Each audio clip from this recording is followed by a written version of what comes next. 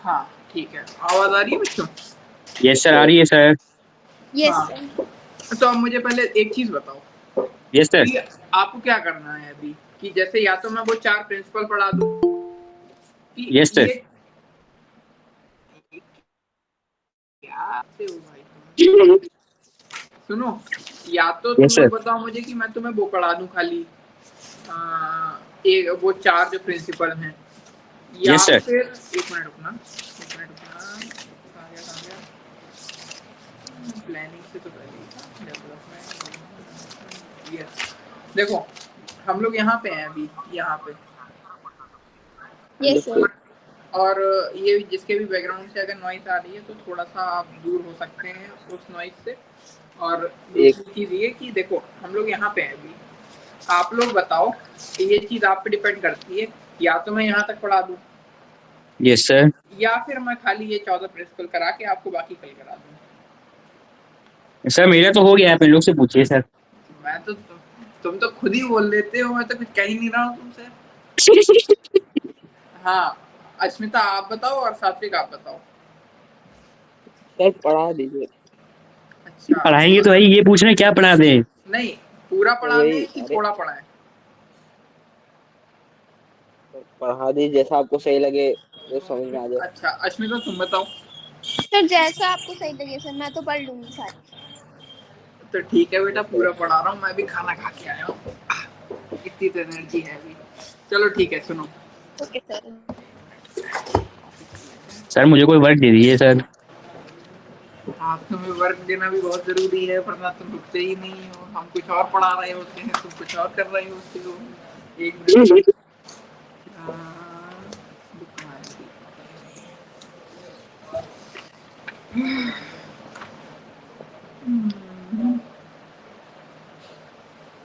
अच्छा, business environment कर चुके हैं ना हम लोग? यस सर, कर चुके हैं सर। Yes sir. हाँ बिजनेस एनवायरनमेंट कर चुके हैं। सर आज मैं नोट कॉपी कर ले रहा हूँ सर, वो वाले सर। नहीं वो तो करने हैं, वो तो घर पे करने हैं। सुनो, एमसीक्यूज यस यहाँ सर। से उठाओ और पहले स्क्रीनशॉट लेते जाओ। सर एक सेकंड सर बस। सर इसे फ्रेम में ले आइए थोड़ा सा, फर्स्ट और सेकंड नहीं आ रहा है सर। एक मिनट रुकना, ओके। ठीक है। एक सेकंड सर, क्लियर सब क्लियर नहीं आ रहा है। अरे अब तो आ रहा होगा, अब तो मेरे में क्लियर आ रहा है, सामने लैपटॉप पे चल तो रहा है। हाँ सर अब आ रहा है सर। जी सर, सर क्लियर है। अगला, स्क्रीनशॉट ले लिया? सर टर्न कर दीजिए पेज। हाँ अब लोग, सर अब केस स्टडी का करूँ फिर वो उधर वाला? अरे तुम स्क्रीनशॉट तो लो पहले। यस सर, ले लिया सर। ठीक है, अब लो स्क्रीनशॉट। सर ले लिया सर। दिख रहा है clear? Yes sir, very clear sir. अच्छा अब लो स्क्रीनशॉट। ले लिया सर। ले लिया? Yes sir. अब मुझे 20 तक करके दिखाओ, जहां तक मैंने स्क्रीनशॉट दिलवाया तुम्हें उतना यस सर। करके दिखाओ। और ग्रुप पे तो तुमने भेजे थे वो, मुझे कुछ ऐसे इतने वो लगे नहीं फिलहाल, लेकिन तुम मुझे स्क्रीनशॉट भेज देना कि मैंने तुम्हें क्वेश्चन भेजे कौन से थे, ठीक है? यस सर, सर वो मेरे गलत थे सारे। गलत नहीं थे, पर मैंने यस अभी सर। सही से चेक नहीं कर पाए हैं। और वो जो स्क्रीनशॉट है ना, जो मैंने तुम्हें स्क्रीनशॉट लेने को कहा था, वो इनको भी भेज देना। ओके ग्रुप सर, पे भेज भेज दूंगा दो वो सर। सारे, जो सुबह के भी ओके हैं और सर। अभी के भी हैं। ओके सर, भेज दूंगा सर। ठीक है। Yes sir. सर अब आप इनको पढ़ाइए, मैं जा रहा हूँ करने। ठीक है ठीक है, लेकिन सुनो, जी सर। अरे यस सर। हाँ रहना अभी, मतलब ज्वाइन रहना क्लास, अगर कुछ पूछना होगा तो मैं ऐसे भी पूछूंगा तुमसे। ओके सर आप पूछ लीजिएगा सर। ठीक है, पहले तो बच्चों मैं बता देता हूँ स्केलर चेन के बारे में। मतलब कि अगर एक सुपीरियर है तो उसके नीचे जितने एम्प्लॉयज होंगे ना, यस सर। जी सर। तो ये स्केलर चेन में होते हैं। कि मतलब ये कि ये इसको बताएगा अगर कुछ भी होगा, ये इसको अकाउंटेबल होगा, ये इसको अकाउंटेबल होगा, ये इनको काम देंगे, ये इनको काम देंगे, इनसे डेलीगेशन इधर जाएगी, इनसे डेलीगेशन इधर जाएगी।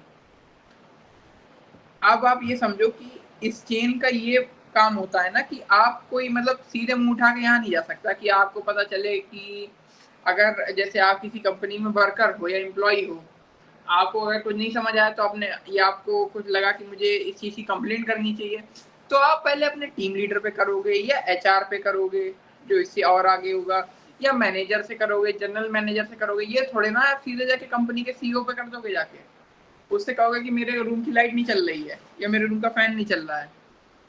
ये तो आप नहीं कह सकते हो। तो इसीलिए स्केलर चेन बनाई गई कि जो छोटे एम्प्लॉयज होते हैं उसके ऊपर जो उनसे सुपीरियर होते हैं उन्हें अपनी प्रॉब्लम उन्हें बतानी होती है, ये नहीं कि आप मुंह उठा के कहीं भी चले जाओ। ठीक है। Yes sir, yes. अब इसमें एक और चीज है, मुझे ये अश्मिता तुम बताना कि जैसे यस सर। अब ये बताओ कि जैसे ये अगर एम्प्लॉयज आपस में बात करना चाहें कर सकते हैं क्या? मतलब अगर सर सेम लेवल के हैं तो कर सकते हैं। नहीं, अगर जैसे ये है ये कर सकते हैं क्या?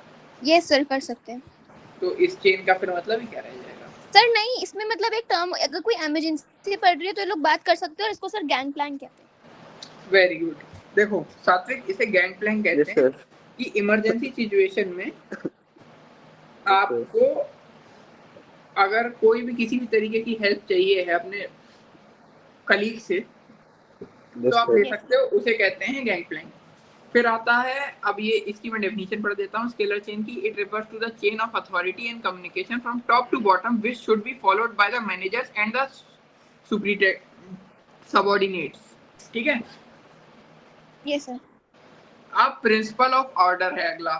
प्रिंसिपल ऑफ ऑर्डर मतलब साफ सीधी बात बताऊं तो कैसे सामान सही तरीके से रखने का तरीका, उसे कहते हैं प्रिंसिपल ऑफ ऑर्डर, मतलब अरेंजमेंट। डेफिनेशन बताऊं तो there should be a place for everything and everyone in an organisation. मतलब कि हर चीज की एक सही जगह होनी चाहिए। जैसे आपके घर पे आपकी मम्मी कहती होंगी कि हर चीज सही से रखो, जगह पे रखो अपनी। इस चीज पे आपकी लड़ाई भी होती होगी कि बेड पे टॉवल है या कोई भी चीज है। तो ये होता है प्रिंसिपल ऑफ ऑर्डर। और ये एक ऑर्गेनाइजेशन में क्यों जरूरी होता है कि पता चले किसी चीज की फाइल है या कोई आप समझो कि कोई एन नंबर ऑफ कोई ईयर थी, उसकी अकाउंटिंग शीट जो है वो नहीं मिल रही है, या फिर किसी ईयर की बैलेंस शीट नहीं मिल रही है, किसी ईयर का जो फाइनेंशियल स्टेटस का जो वो था चार्ट था वो जिस फाइल में था वो नहीं मिल रहा है जब चाहिए है, या जिसको हम लोगों ने ऑर्डर दिए हैं या रॉ मटेरियल हैं या जिनके हमारे पास डेप्टर्स के या क्रेडिटर्स के जो अकाउंट्स होते हैं उसकी फाइल नहीं मिल रही है। तो वो एक सेकेंड, हाँ, तो वो जो चीजें होती है ना कि जिन्हें बिल्कुल रैपिडली चाहिए होता है कि अगर कंपनी में अगर कोई फाइल चाहिए हो तो तुरंत चाहिए, क्योंकि उस अगर कोई फाइल कंपनी में खो गई है तो उसकी वजह से काफी लॉस हो सकता है और काफी काम रुक सकता है कुछ टाइम के लिए। तो इसलिए principal of order is very necessary. फिर आता है हाँ, फिर आता है principal of equity. Principal of equity का मतलब है, रुको फ्रेम में आ जाती है। हाँ, प्रिंसिपल ऑफ इक्विटी का मतलब है there should be no discrimination against anyone on account of sex, religion, language, caste और nationality। मतलब कि भेदभाव नहीं होना चाहिए, सबको इक्वली ट्रीट करना चाहिए। इक्वालिटी का ये प्रिंसिपल है। फिर आता है स्टेबिलिटी ऑफ पर्सनल्स। इसका मतलब होता है employee turnover should be minimise to maintain organisational efficiency. मतलब कि अगर कोई एम्प्लॉय जो है ना उनका टर्नओवर ज्यादा नहीं होना चाहिए, क्योंकि आपको एक मैं चीज दिखाता हूँ।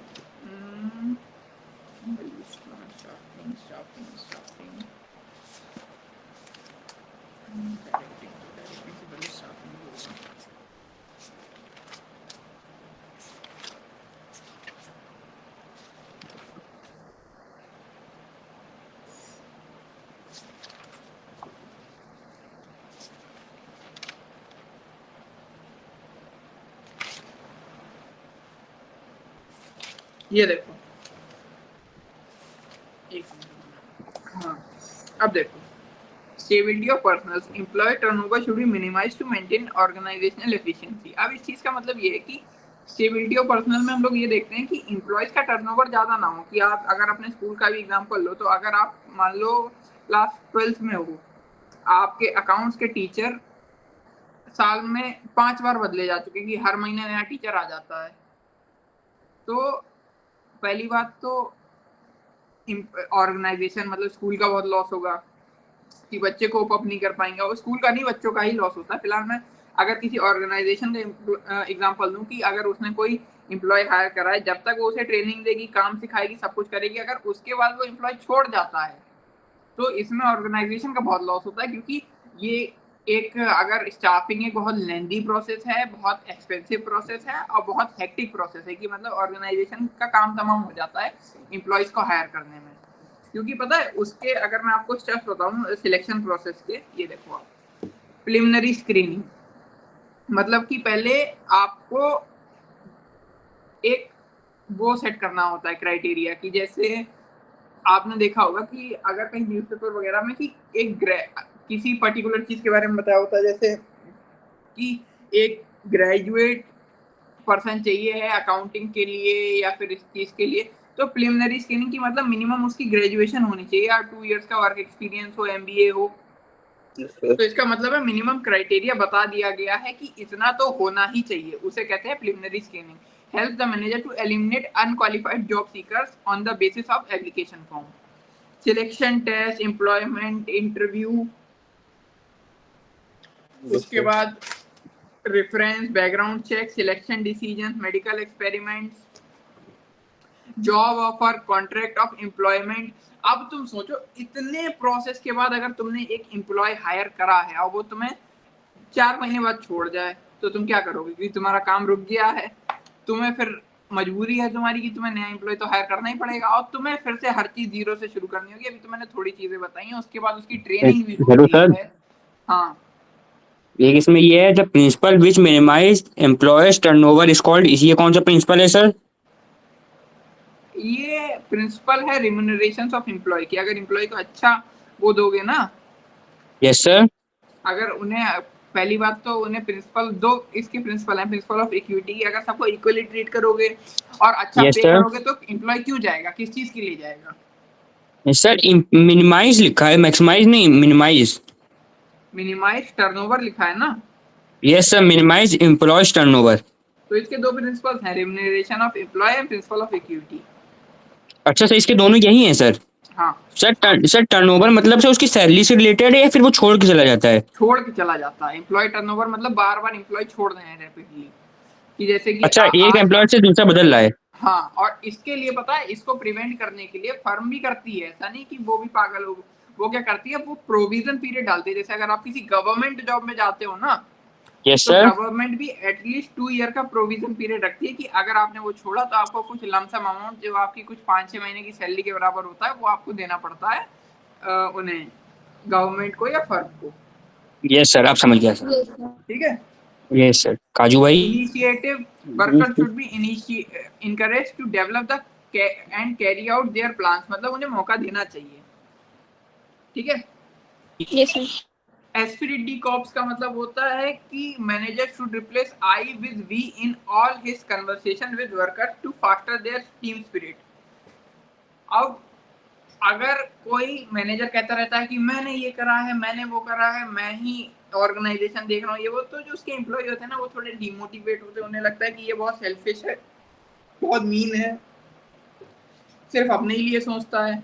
अगर आप यही एस्पिरिट डी कॉप्स के हिसाब से सोचते हो, तो वो हर अपनी कन्वर्सेशन में आई की जगह ये लगाता कि हम ये सब चीज हमने करी है, अगर कुछ गलत भी करा है तो हमने करा है, सही भी करा है तो हमने करा है। ये टीम स्पिरिट को फोस्टर करती है, कि उनका पहली बात तो ट्रस्ट बढ़ता है अपने मैनेजर की तरफ, जो अब उनका सुपीरियर होता है। और दूसरी चीज कि वो थोड़ा डेडिकेशन से भी काम करते हैं, क्योंकि उन्हें लगता है कि हमारे काम की कोई वैल्यू कर रहा है। अब आते हैं प्रिंसिपल ऑफ साइंटिफिक मैनेजमेंट। अच्छा, मुझे अश्मिता ये बताओ कि प्रिंसिपल ऑफ साइंटिफिक मैनेजमेंट किसने बताए हैं? Sir, 4. Henry Ford. हाँ हाँ, 4 ही होते हैं शायद से। हाँ। अच्छा, मुझे ये बताओ कि इनकी बर्थ ईयर क्या है? तो किसकी? इस प्रिंसिपल ऑफ साइंटिफिक मैनेजमेंट?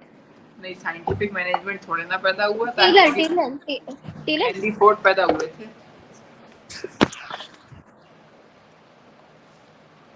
पता नहीं सर। मैंने लिखी थी बुक में, मैं दिखा देता हूँ एक बार आप लोगों को। ये देखो, 20 एक मिनट ना, प्रिंसिपल ऑफ नेचर में ये, जस्ट अ सेकंड। 20 मार्च 1856 को 20 मार्च 1856 को हुए थे फेडरिक विंसलो टेलर। एक सेकेंड,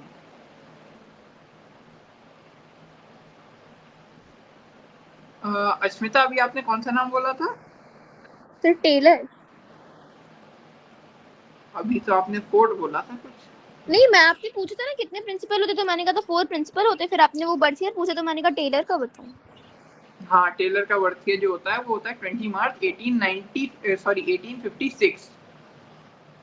याद रखना बच्चों, अगर कोई बड़ा क्वेश्चन आए अगर साइंटिफिक मैनेजमेंट में भी हो तो ये लिख देना कि फ्रेडरिक विंसलो टेलर दिया था, ये तब तब पैदा हुए थे, ये हाईलाइट ही कर दोगे ना तो ये 2 नंबर की तो ये अकेली चीज यही है। और ये हेनरी फ्यूल में 29 जुलाई 1841। ओके ठीक सर। है। Yes sir.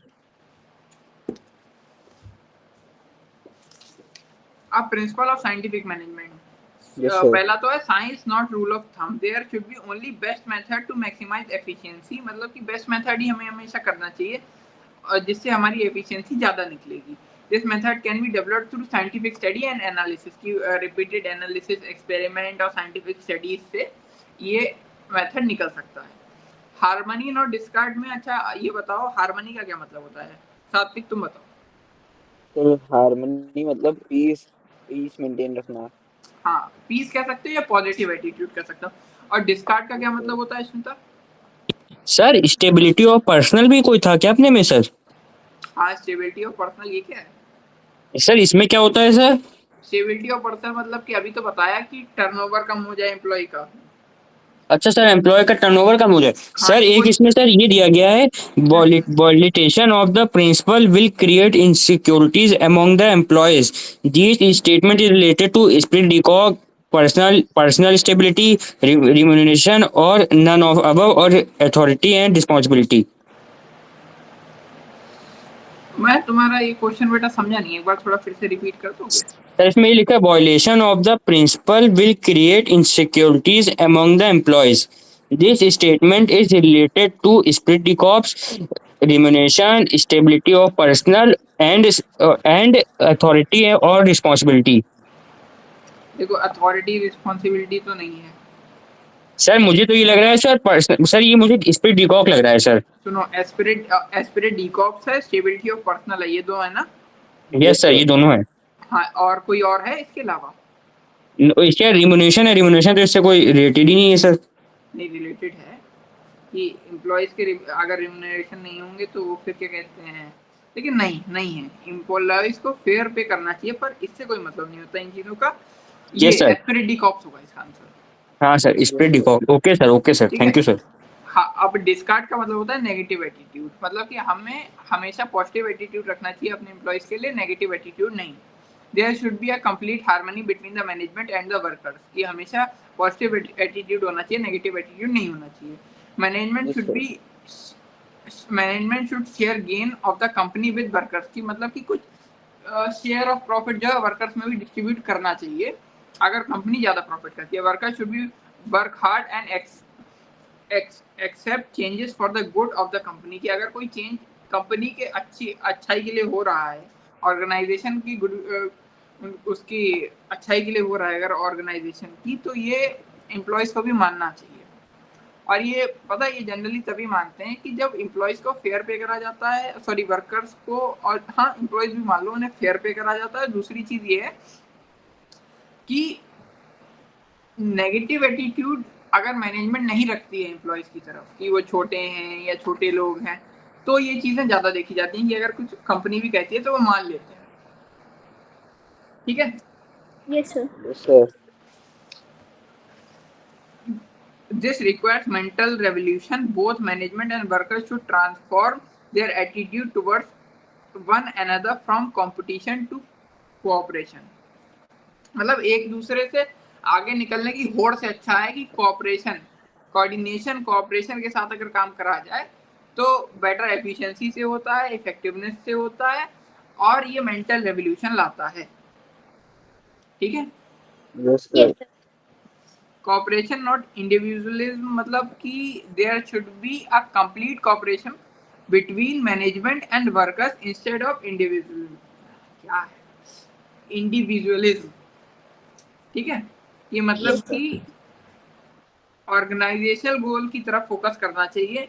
अगर कोई भी अपने पर्सनल गोल की तरफ या अपने इंडिविजुअलिज्म की तरफ फोकस करता है, तो आज मेरी टंग बहुत ट्विस्ट हो रही है, आज भी हो रही है, उस दिन भी बहुत हो रही थी। तो अगर कोई अपने इंडिविजुअली अपने ऊपर कोई फोकस करता है ना, तो वो इसका जो है फॉलो नहीं कर रहा है, इस वाले प्रिंसिपल को फॉलो नहीं कर रहा है। क्योंकि हमें पीछे भी अभी आपने पहले चैप्टर में भी पढ़ा हुआ है, इसमें भी पढ़ाया गया है, चाहे वो एस्पिरेट डीकॉप्स हो, चाहे वो ऑर्गेनाइजेशनल गोल हो, कि हमें हमेशा सबके लिए सोचना चाहिए, पूरी ऑर्गेनाइजेशन के लिए। अपने इंडिविजुअली अपने लिए सोचोगे तो ऑर्गेनाइजेशन का भी बेनिफिट नहीं होगा, लॉन्ग टर्म में आपका भी बेनिफिट नहीं होगा। Yes, there sir. Should be equal division of work and responsibility between worker and management, कि इक्वली काम बांटा जाना चाहिए। जितनी रिस्पॉन्सिबिलिटी हो उतनी अथॉरिटी हो, ज्यादा अथॉरिटी कम रिस्पॉन्सिबिलिटी में भी दिक्कत होती है, कम रिस्पॉन्सिबिलिटी ज्यादा अथॉरिटी में भी दिक्कत होती है।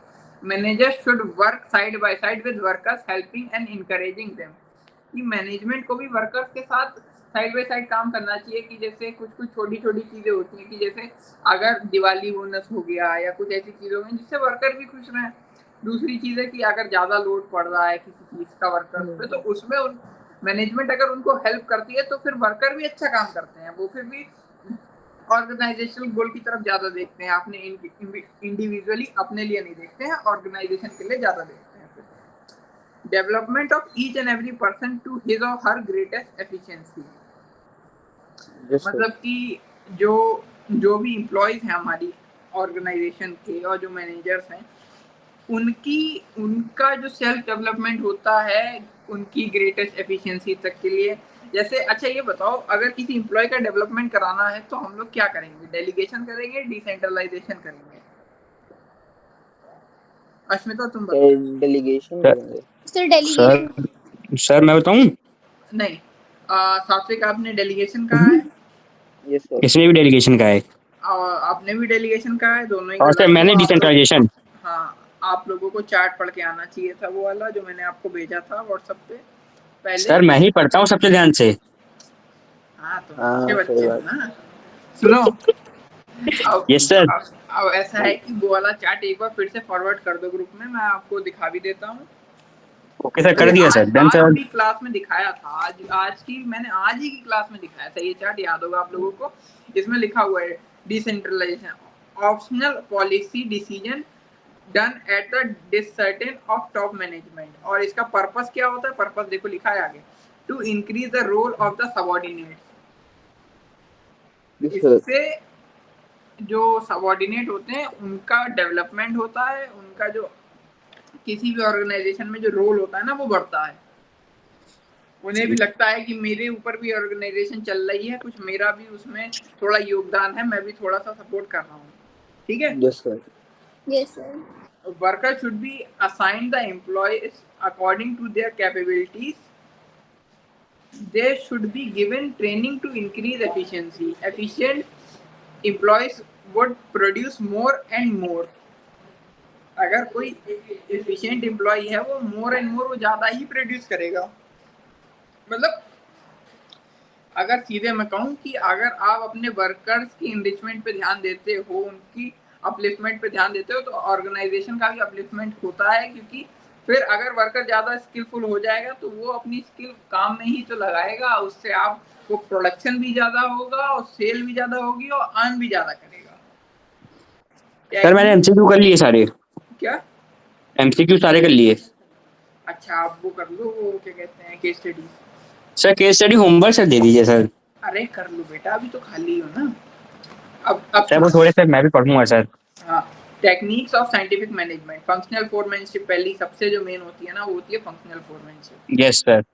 इसमें Yes, क्या sir. होता है कि चार जो है ना डिवीजन करे गए हैं, प्लानिंग और प्रोडक्शन, इन दोनों के बीच में, कि चार प्लानिंग में होंगे, चार प्रोडक्शन में होंगे। It is a technique to improve quality of supervision at shop floor level at a factory.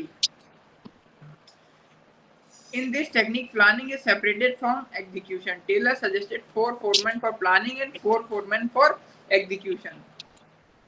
ठीक है। और अगर आपसे कोई पूछे, टेलर जो है साइंटिफिक बैकग्राउंड से थे, इंजीनियरिंग बैकग्राउंड से थे, जो फ्योल है वो है मैनेजमेंट बैकग्राउंड से, ठीक है। Yes sir. Yes sir. अब इसकी मैंने एक ट्रिक बताई है आप लोगों को, प्लानिंग इंचार्ज की और प्रोडक्शन इंचार्ज की। जो है प्लानिंग में आप याद करो डर्टी से, वाई को मत कंसीडर करना, डर्ट भी लिखो तो कोई दिक्कत नहीं है। और ये है सर जी, प्लानिंग में डर्टी है disciplinarian, instruction card clerk, route clerk, time and cost clerk. Production Yes, sir. Incharge में सर जी है speed boss, inspector, repair boss, gang boss. दिख रहा है बच्चों clear? Yes sir. Yes, sir. अब मैं इनके रोल बता देता हूँ। इंस्ट्रक्शन का पहले मैं बताऊंगा प्लानिंग इंचार्ज के। Instruction card clerk to draft instructions for workers, कि वर्कर को क्या इंस्ट्रक्शंस मिलेंगे, कौन ड्राफ्ट करेगा, वो इंस्ट्रक्शन कार्ड क्लर्क होगा, ठीक है। ये काम इसका है। Route clerk to specify the route of production. बच्चों अगर फ्रेम से बाहर जाया करे तो बता दिया करो। तो फ्रेम में है तो अभी क्या हुआ? अच्छा सही है। अच्छा, route clerk the to specify the route of production, yes sir. कि मतलब कि किस रूट से कैसे काम होगा, ये काम होता है रूट क्लर्क का। टाइम एंड कॉस्ट क्लर्क का काम होता है to prepare time and cost sheet, कि कितने समय में कितना काम होना चाहिए। डिसिप्लिनेरियन का मतलब होता है टू इंश्योर डिसिप्लिन, ठीक है। यस जो सर। डिसिप्लिन को देखेगा, जो भी जैसे अपने स्कूल में मॉनिटर वगैरह होते हैं वैसी कोई चीज होती है ये disciplinarian. The four foreman for execution and their roles, ये होते हैं फिर आगे के चार। Speed boss responsible for timing and accurate completion of their job, completion of their job, मतलब कि टाइम पे काम होना चाहिए, प्रोडक्शन टाइम पे होना चाहिए, ये जिम्मेदारी इनकी है। Yes sir. फिर आता है गैंग बॉस, ये मशीन्स और टूल्स को चेक करता है कि क्या ये वर्किंग कंडीशन के लिए रेडी है कि नहीं है। To keep machines and tools ready for operation by the workers. Repair boss to ensure proper working conditions of machines and tools, ये काम होता है रिपेयर बॉस का। Yes sir. Yes sir.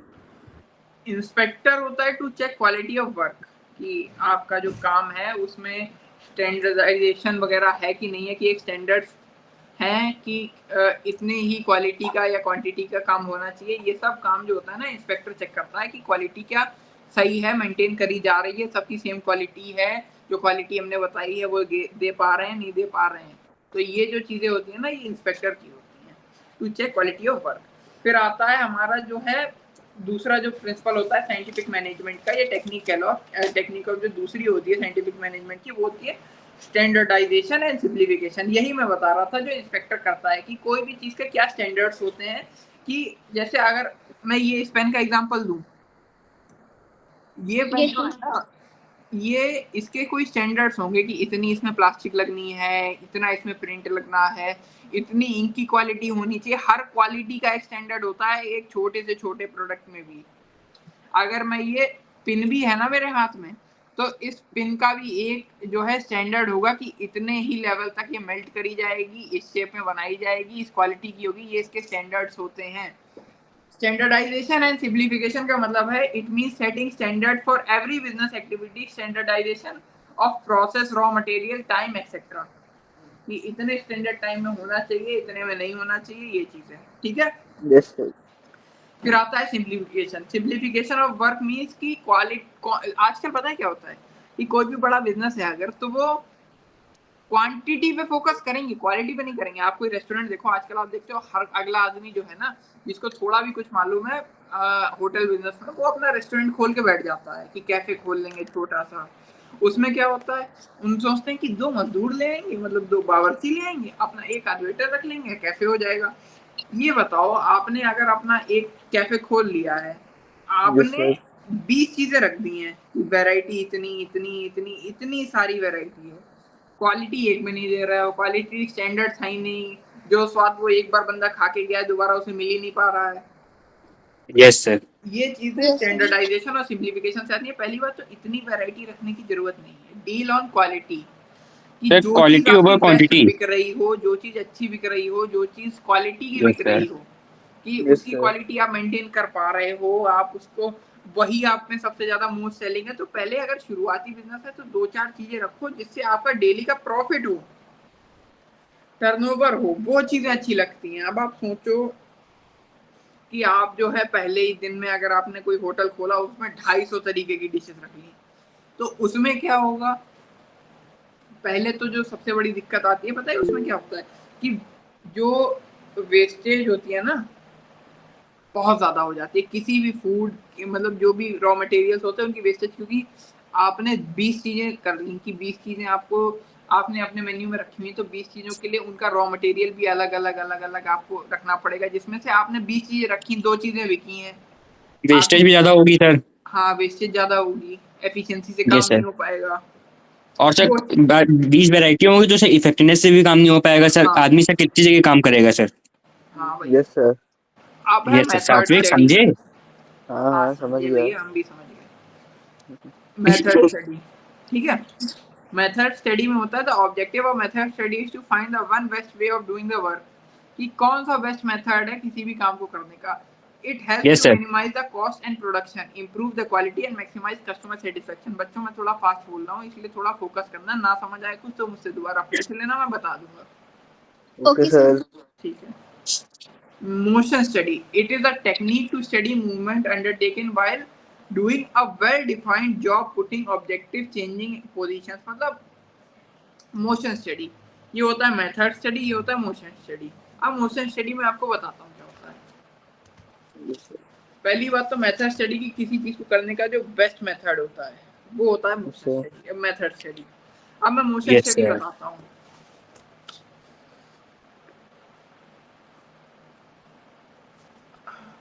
आपने ट्राली देखी है? यस सर, मैंने देखी है Yes, sir. सर। हाँ आपने तो सब कुछ देखा होगा, बाकियों को पढ़ने में तो Yes. थोड़ा आप लोगों ने ट्राली तो देखी होगी। अब Yes, ये यस sir. सर। अब ये 2 एग्जांपल हैं। अब ये इस ट्राली पे ऐसा है कि इसमें भी 5000 ईंटें हैं। सर ट्रॉली भी 2 पहिए कम है सर।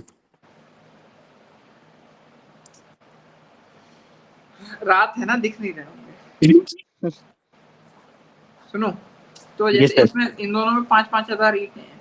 अब क्या हो रहा है कि दोनों को ऐसे यहाँ पे एक पर्टिकुलर जगह उसमें रखनी है। अब आप सोचो कि इसमें एक ये है, ये ट्रॉली है कि, और इसके वर्कर ऐसे खड़े हुए हैं।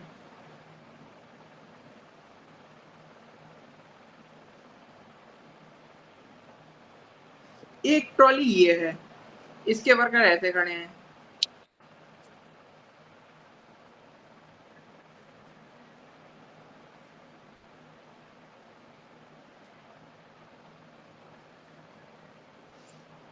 अब इन दोनों में अंतर क्या है कि ये जो है ये सब एक एक करके जा रहे हैं। पहले यहाँ से ईंट उठाते हैं, फिर यहाँ आते हैं, यहाँ से ईंट उठाते हैं, फिर यहाँ आते हैं, यहाँ से ईंट उठाते हैं, यहाँ आते हैं, यहाँ से ईंट उठाते हैं, यहाँ आते हैं, यहाँ से ईंट उठाते हैं, यहाँ आते हैं।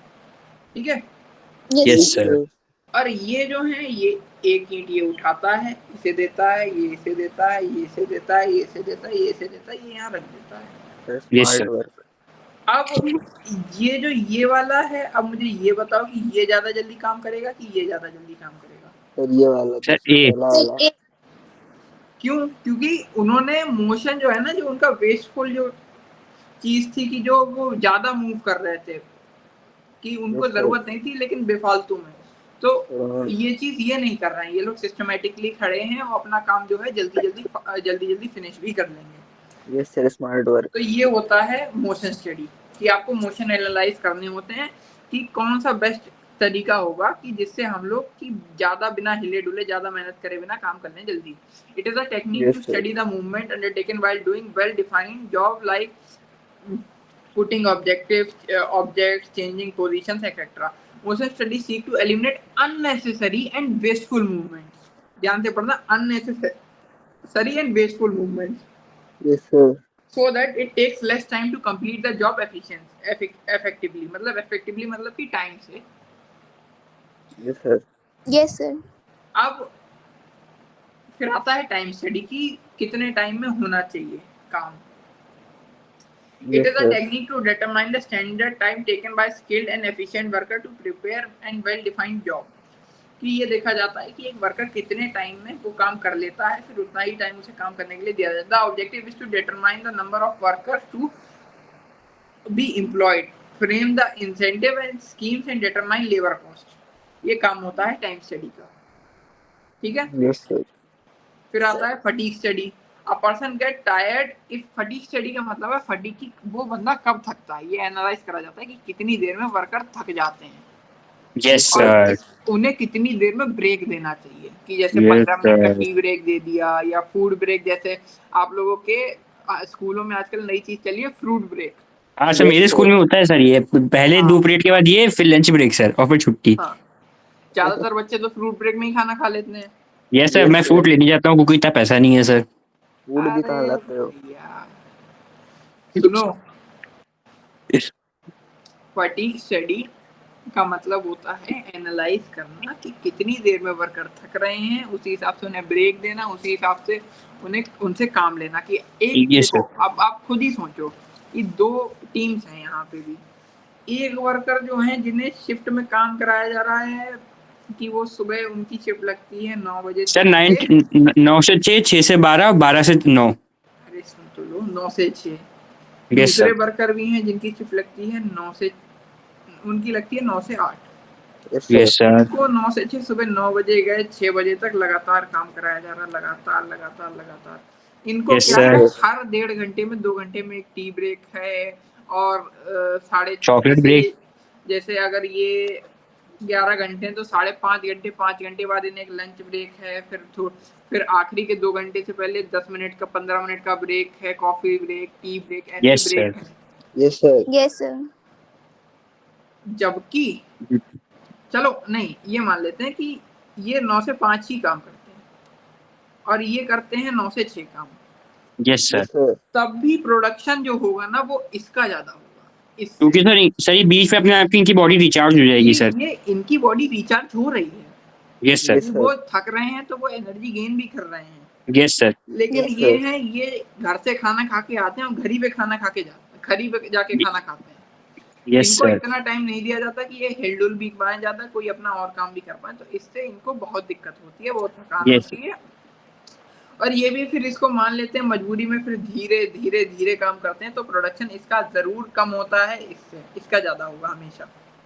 यस सर, ये तो बात आपकी मान रहा हूँ. एम्प्लॉय जो है वो एनर्जेटिक रहते हैं अगर फटीग स्टडी अच्छे से करी गई है. Electral. Yes, sir. Yes sir. और जैसे इलेक्ट्रॉल, अरे मैं कहते इलेक्ट्रॉल पिला दिया करे सर. अच्छा, a person get tired if he does not rest while working.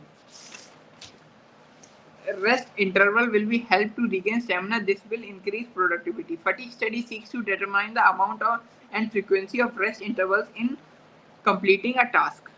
समझे? Yes sir. Yes, sir.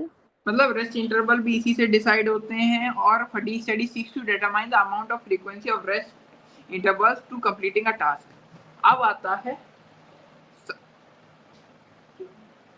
आता है सबसे लास्ट और सबसे इम्पोर्टेंट जो हमारा ये है टेक्निक ऑफ साइंटिफिक मैनेजमेंट का जो सबसे लास्ट होता है ना, Yes, sir. वो और सबसे इम्पोर्टेंट वो होता है डिफरेंशियल पीस बेस्ड सिस्टम. ध्यान से सुन लो सात्विक गेला. हाँ, हाँ. इट इज अब 2 मिनट तुम शांत रहना. Yes sir. It is a technique which determines differentiate between efficient and less efficient worker. It rewards efficient worker and motivates less efficient workers to improve their efficiency. Yes, sir. अब आप ये last समझ लो, फिर आज की class खत्म होती है.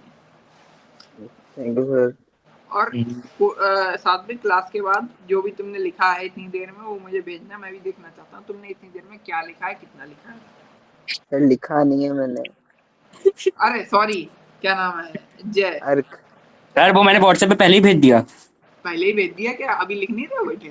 सर वो ग्रुप पे भेज दिया हूँ सर मैं. अच्छा, यस सर. अब सुनो, डिफरेंशियल पीस बेस्ड सिस्टम का मतलब है कि जैसे आप 3 वर्कर मान लो ए बी सी. ये एक डब्बा बनाने में मिलता है 100 रुपए पर बॉक्स मिलता है हम लोगों को, ₹100 पर बॉक्स. ये बनाता है एक दिन में 30 box. Yes sir. Yes sir. ये बनाता है 12 box, yes sir. Yes sir. और ये बनाता नहीं, ये बनाता है 15 बॉक्स, और ये बनाता है 12 बॉक्स, नहीं 12 भी नहीं, ये बनाता है 8 बॉक्स। Yes sir. अब तुम ये समझो कि ये चीज गिवन है कि फिर कंपनी ने क्या करा कि यार इन सबको सेम पगार मिलती है, फैसिलिटी सेम मिलती हैं, तो जो एफिशिएंट वर्कर है वो तो लेस एफिशिएंट हो जाएगा, क्योंकि वो भी सोचेगा कि मैं भी 8 ही बनाऊं, मैं क्यों 15 बनाऊं, पागल थोड़ी ना हूं। Yes sir. यस जब सर। इक्वली पे हो रहे हैं तो इक्वली वर्क भी करना चाहिए। बिल्कुल सही बात है सर आपकी। Yes sir. तो फिर आता है डिफरेंशियल पीस वेस्ट सिस्टम। ये कह दिया गया है कि जो बंदा 20 से ज्यादा बॉक्स बनाएगा यस सर। उसे मिलेंगे 200 रुपए पर बॉक्स, या 150 रुपए पर बॉक्स मान लो, यस ठीक सर। है। इसे 150 Yes, रुपए sir. पर बॉक्स मिलेंगे अगर 20 बॉक्स से ज्यादा बनाता है। जो बंदा 20 और जो बंदा 12 बॉक्स से कम बनाता है यस सर। उसे मिलेगा 50 रुपए बॉक्स, Yes. सर। और मिनिमम जो हमारा फिक्स था वो था 100 रुपीज बॉक्स। अब जो बंदा 30 रुपए बॉक्स, मतलब 30 बॉक्स जो बना रहा है महीने में या दिन में 30 बॉक्स बना रहा है, वो सोचेगा कि चलो सही चीज है, वैसे मुझे 100 रुपए मिलते, अब 150 मिल रहे, 100 के हिसाब से इसको मिलते 3000 रुपए, यस सर। और 150 के हिसाब से इसको मिलेंगे 4500 रुपए। Yes, sir. 1500 का डिफरेंस है, यस सर। Yes, मतलब sir. उसकी 50% उसे इनकम ज्यादा हो रही है। जो सर। और ये बंदा है ये होगा मोटिवेट, कि ये सोचेगा कि मैं 15 बनाता हूँ, 1500 मिलते हैं, अगर 20 बना लूंगा तो 150 के हिसाब से मिलेंगे, तो अगर 15 के हिसाब से 1500 मिल रहे हैं तो 20 के यस हिसाब सर। से इन्हें मिलेंगे 3000 रुपए। दुगने का डिफरेंस आ गया, नहीं आ गया? Yes. सर। तो ये भी मोटिवेट होगा, ये जरूर काम करेगा। ये जो बंदा है, ये जो अंकल हैं, ये सोचेंगे कि अरे कम से कम मिनिमम उस तक तो आ जाए कि 50 ना मिले, क्योंकि 50 का मतलब है कि 800 की जगह 400 मिलेंगे 8 डब्बों के। Yes sir. और जो Sir. बंदा 30 बना रहा है उसे 8 डब्बों के कितने मिलेंगे, मुझे ये बताना। सर जो बंदा 30 बना रहा है 8 डब्बों को उसे कितने मिलेंगे? अरे ये मैं पूछ रहा हूँ, अगर कोई बंदा 30 बना रहा है, जैसे ये है, ये 30 बना यस रहा है, सर। ये 8 डब्बों के कितने मिलेंगे? तो उसको 8 डब्बे के 85 मिलेंगे सर। 8 डब्बों के 50 मिलेंगे। जब सर उसमें लिखा है 8 डब्बे के 50 मिलेंगे तो 85 मिलेंगे सर। अरे मैं ये कह रहा हूँ, ये बंदा है, इसके 8 डब्बों के कितने पैसे मिलेंगे और इसके 8 डब्बों के कितने पैसे मिलेंगे, ये बताओ। अच्छा सर, इसको सर 30 पे कितने मिल रहे हैं सर? 15 का कितना होता है? 15 8 जा सर, डोंट नो सर। अरे भैया, सर अस्मिता टेबल बहुत 15 का कमजोर कितना थी। होता है? Sir 15 is the 120। क्या? ये बोलेंगे 15 is the 120. 100 20. 120। अब सर मुझे मैंने ये अपना बताओ हथियार कि खोल ही लिया था। 120 मतलब इसको क्या? मिलेंगे 1200 रुपए, ठीक है। Yes sir. जय, यस सर। तुम ना थोड़ी यस मैथ सर। सुधार लो अपनी, ठीक है। और यस सर। इसको मिलेंगे 400 रुपए 8 डब्बों के, तो क्या अंतर कितना, तिगने का अंतर नहीं है? यस सर है, Yes, सर। sir. बिल्कुल है। तो जो अच्छा काम करेगा उसे ज्यादा पैसे मिलेंगे, जो मिनिमम काम करेगा वो मोटिवेट होगा, जो कम काम करेगा वो डर के मजबूरी में काम करेगा कि भैया 8 तो 12 तो मिनिमम बना ही लें कि रोटी तो चल जाए घर की, सही बात है सर आपकी। ठीक है। ये होता Yes, है sir. Differential fees base system. एक बार मैं इसकी रीडिंग फिर से करा देता हूं। It is a technique which differentiate between sir कल efficient क्या and less पढ़ाएंगे sir? efficient worker. It rewards efficient worker, motivates less efficient worker to improve their efficiency. ठीक है। Yes sir. Yes, sir. चलो बच्चों, आज की क्लास हो जाती है आपकी खत्म। सर कल क्या पढ़ाएंगे सर? कल का सब वो बता दीजिए, प्लान फिर जाइए सर। कल पहले तो एक क्लास होगी प्लानिंग की, सुबह यस 11 सर। बजे। सर 11 बजे नहीं प्लीज सर। बेटा 2 क्लासों के बीच में फिर थोड़ा तो तो टाइम लोगे ना। सर मैं आपको बताऊं सर। हाँ तो बताओ 11 आप। सर बजे की क्लास सर है। सर आज टाइम डिसाइड कर लीजिए, क्योंकि परसों से हम लोग के स्कूल खुल रहे हैं सर। Yes sir. परसों से खुलना है ना? सर तो सर प्लीज सर एक दिन सर थोड़ा मजे कर लेने दीजिए सर, प्लीज सर, सो जाऊं सर। अच्छा अच्छा, ठीक है। तो बताओ कितने बजे पढ़ना है भैया? सर मैं बताऊं, आप एक कर लीजिए सर, आप 12 बजे सर। हाँ और एक आप 2 बजे कर लीजिए सर, 12 से 1, और 1 से 2 छुट्टी, 2 से 3 कर लीजिए। हाँ, अभी कह रहे थे एक 12 बजे कर लीजिए, एक 1 बजे कर लीजिए। बेसिक सर मैथ तो मेरी लगा लिया करो, 1 घंटे का डिफरेंस तो रखोगे नहीं रखोगे। चलो ठीक है, सर 12 से सुनो, सर 12 मेरी से 1 कोचिंग नहीं, है फिर 1 11 जो बजे से। होगी ना फिर नाइट में होगी। सर इसकी कोचिंग है सर कल। अरे यार सुनो, यस जी सर। सर। फिर 1 रख देता हूँ मैं 12 से 1 के बीच में। सर 12 बजे तो इसकी कोचिंग है सर, 11 से 12, सर 12 से 1, 1 से 2 इसकी कोचिंग है। अरे तो यस शाम सर। को रख देता, अरे शाम को मुझे काम है, अरे यार। सर मैं बताऊं, हाँ आप ही हाँ बताओ। सर कल है संडे, कल एक ही क्लास रखी है सर। हाँ सर ये भी सही है। चलो बच्चों जो मुझको वोट कर रहा है वो एक हाथ खड़ा कर ले अपना, साथ में खड़ा करो। ऐसा तुम करते ही हैं? हो कैसे करते हैं? फिर खड़ा कर तुम दिया। ही हो ना जय, कर दिया कर दिया। उसे बेचारे को जबरदस्ती खड़ा कर रहे हो उसका हाथ, तो क्या मतलब, क्या ही हमें एकदम समझ नहीं आता कैसे तुम। चलो सुनो, यस सर। ऐसा है अगर कल हो काजू पाया तो मैंने कल नहीं 2 किया। क्लास होंगी। Yes sir. अगर मुझे रात में टाइम हुआ तो कल क्लास रात में होगी 10 बजे साइड, 10 बजे ही होगी क्लास, एग्जैक्ट 10 बजे। और यस अगर सर। कल क्लास नहीं हुई, कल टाइम नहीं मिला मुझे, तो कल यस सर। अकाउंटेंसी की ही क्लास होगी। अकाउंटेंसी पढ़ोगे बीएसटी पढ़ोगे मुझे बता सर दो। आपने एक चीज ऑब्जर्व की, क्या जी सर। सर आपने एक चीज ऑब्जर्व की, ऑब्जर्व। क्या? क्या भैया सर बताइए। सुबह से ज्यादा रात में पढ़ने में अच्छा लगता है सर, शांति में। शांति में पढ़ने में तुम्हें अच्छा लगता है ना, हमें तो सोना भी होता है। अरे वही तो, सर, मुझे भी सुनना आप होता तो है। सर 12 बजे मैं आपको मैसेज करता हूँ, आप जग रहे होते हैं सर। हाँ तो हाँ कभी सर और कभी क्या, जग रहे होते हैं। 1 मिनट रुकना, मुझे सुनना होता है। 1 मिनट। सर परसों से टाइमिंग क्या रहेगी? सर परसों से टाइमिंग क्या रहेगी सर? सर मॉर्निंग की स्कूल होगा मॉर्निंग में सर? सिर्फ स्कूल है।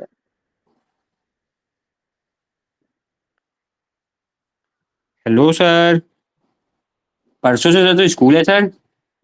जी सर।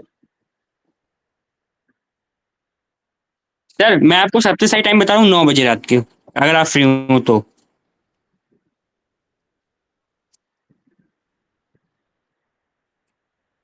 सर पूछिए क्यों सर, 9 बजे सात्विक भी फ्री होता है, अश्मिता फ्री होती है, मैं भी फ्री होता हूँ, और आप से शायद फ्री होते हैं सर।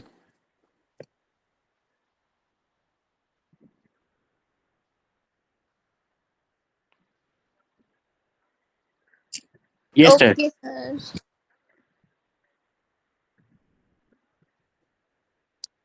इसकी कोचिंग है सर सर 11 टू 11 से 2। 2। Yes sir. Yes sir.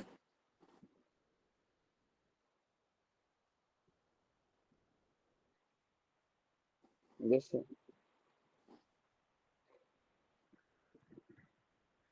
Yes sir.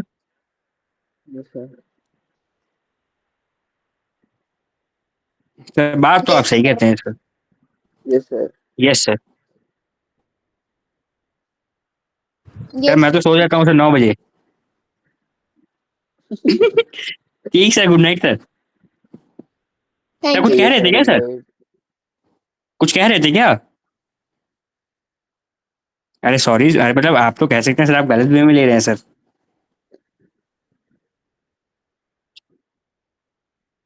ठीक सर, ठीक है सर, प्रणाम sir, good good night. Night sir. Thank thank you you sir. Sir. Bye bye sir.